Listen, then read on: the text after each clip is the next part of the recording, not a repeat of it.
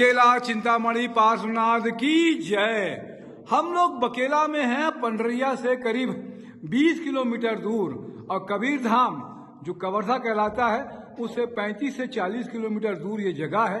जंगल के बीच में जगह है और यहाँ पर भव्य पार्श्वनाथ जी की प्रतिमा जंगल में प्राप्त हुई थी, जिसे आदिवासी बैगा जनजाति के लोग देवगन गुरु के नाम से पूछते थे।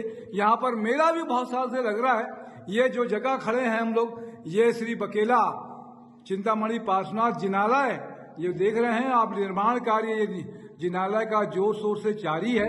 आज एक भूमि पूजन दादा गुरुदेव के जिनालय का, उसके साथ में गौतम स्वामी का भी आपको यहाँ पर जिनालय और उनका दर्शन आपको प्राप्त होगा।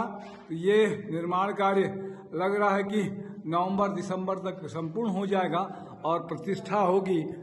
जब कभी भी आए आप तो एक बार यहाँ पर जरूर आए। यहाँ पर सारी सुविधाएं हैं। यहाँ पर धर्मशाला का निर्माण हो चुका है।